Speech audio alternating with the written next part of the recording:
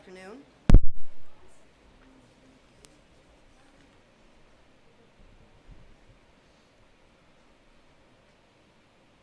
Are we ready?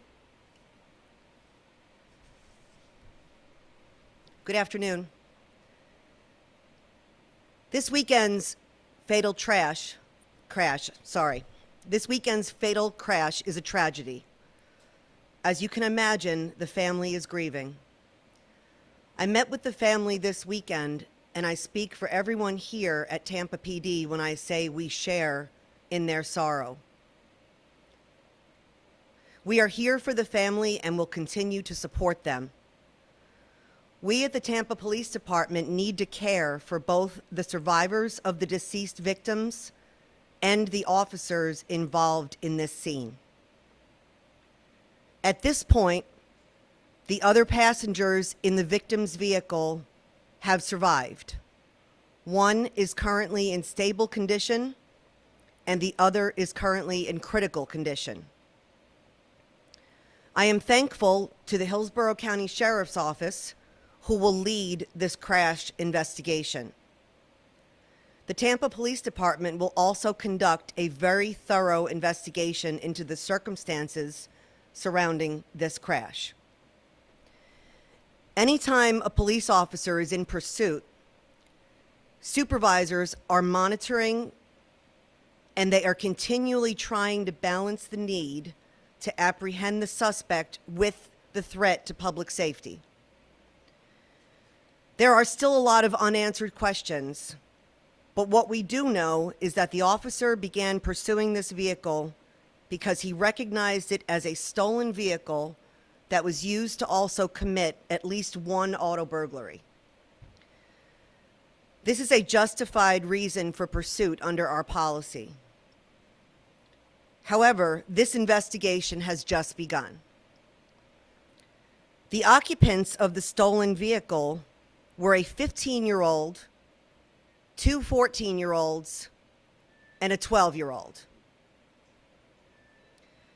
Two of the teens in the stolen vehicle were arrested just 5 days prior for the exact same crime: stealing and burglarizing a vehicle. Both juveniles were placed on home detention, and a third suspect had also just been arrested in January for similar charges. To say it is disturbing for them to again be driving a stolen vehicle is quite an understatement. This is no video game. This is real life with real lives at stake. And this time, these juveniles' actions cost an innocent person their life. TPD offers many programs geared up to help our youth and help develop them. But we can't do this alone. We need parents, the community, and the faith-based community to help us with this. A police officer's job is often difficult. Our role is a delicate balance to get criminals off the street while protecting the community members. Thank you. Questions? Can you talk about the juveniles in there too, the four were taken to the hospital? How are they in custody right now? Where are all of them? Two of them, all of them were treated and released. Two of them are currently on home detention, and two are just pending. All of them are pending charges based on the crash, based on the Hillsborough County Sheriff's Office investigation. But two of them are currently on home detention from the previous auto theft and auto burglary, and two are just waiting for charges. So they're home right now? All four, four of them are not, none of them are in custody, to answer your question. I have to defer that question to the Hillsborough County Sheriff's Office. They are doing the traffic crash investigation, so I would have to have them answer what potential charges they would be facing once they complete their investigation.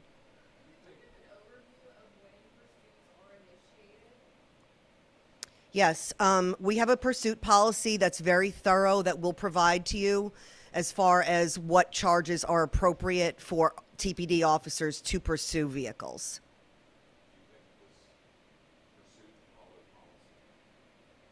At this time, it appears that the origination of the pursuit was within policy, as it was a stolen vehicle that was involved in an auto burglary investigation, which we call a forcible felony investigation.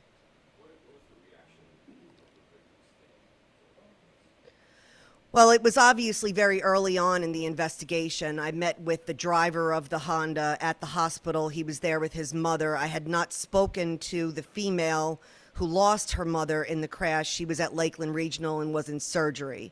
So I would say that the reaction initially was trying to process what had just happened.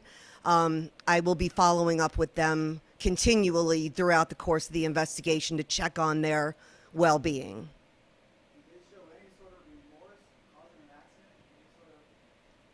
I didn't have any contact with the juveniles on scene that night. As far as the remorse aspect is concerned, they were out doing the exact same actions less than 5 days later. What are the factors that would lead to home detention as opposed to being in juvenile detention or something like that? I mean, because obviously there wasn't enough to keep them home. So is that the judge? I mean, where's that come from? The sanctions come from the courts. So the sanctions for curfew or home detention do come directly from judges. The onus on making sure the children are at home during home detention falls on the Department of Juvenile Justice, probation officers, but we at Tampa PD also assist with those efforts. There's a lot of kids that are on court-ordered sanctions, and we can check on them being at home at 11 p.m., but it's not to say that they're not going to be home out committing crimes at midnight. Is their parents or caregivers face any charges for not keeping them home under a rule? No, not that I'm aware of. Thank you, everyone. Thank you. Thank you.